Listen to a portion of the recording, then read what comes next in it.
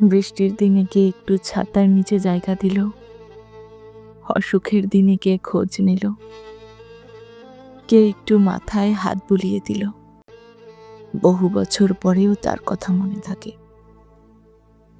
ভীষণ ভিড়েও কোনো পরিচিত ঘ্রাণে মনে পড়ে যায় সেই মানুষটির কথা, যার গা থেকে এই ঘ্রাণটা আমরা পেতাম, যাকে কোনো এক সময় কোনো ফুলের সাথে তুলনা করেছিলাম। সেই ফুলটা দেখলে তার কথা মনে পড়ে।